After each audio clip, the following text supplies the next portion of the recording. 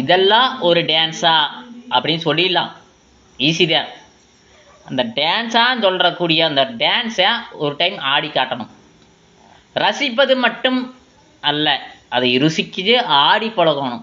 மனசில் ஏற்றி அதே மாதிரி டான்ஸ் ஆடணும். ஒன்று ஒரு சும்மா ஒரு ஆடிடலாம், ஒரு மேடையில் ஆடிடலாம், இல்லை ஒரு ப்ரோக்ராமில் ஆடிடலாம்.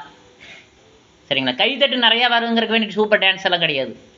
டான்ஸுக்கு பேசிக் என்ன தெரியுங்களா? வார்மப்பு. பெரிய பெரிய டான்ஸர்கிட்ட போய் கேட்டிங்கன்னா சொல்லுவாங்க. விளையாட்டுக்கு என்ன பேசிக்னா வார்மப்பு தான். அதுவும் அதே மாதிரி டான்ஸுக்கு வார்மப் இருக்குது. அதுக்கும் வாக்கிங் போகணும், ரன்னிங் போகணும், எக்ஸசைஸ் பண்ணணும், அப்புறம் தான் ஆடணும். இது நிறைய பேத்துக்கு தெரியாது.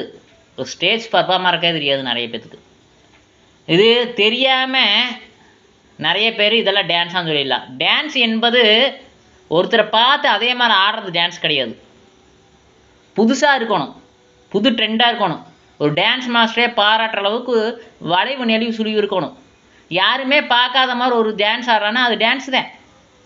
ஒரு சிலருக்கு அது டான்ஸ் இல்லாத மாதிரி இருக்குது. சொல்லுபவர்கள் என்ன வேணாம்னு சொல்லலாம், ஆனால் ஆடி பார்க்க வேண்டும். ஆடி பார்த்தா தான் அதன் அருமை புரியும். 2 ஆட்டம் நாங்கள் ஆடுற மாதிரி 2 ஆட்டம் மட்டும் ஆடி பாருங்களேன், கை காலெல்லாம் வலிக்கும். அந்த வலியையும் தாங்கிட்டு எப்படியோ ஆடி வெளிப்படுத்தினா எது என்ன டான்ஸுன்னு நிறைய பேர் சொல்கிறாங்க. ஆடி பார்க்க வேண்டியதை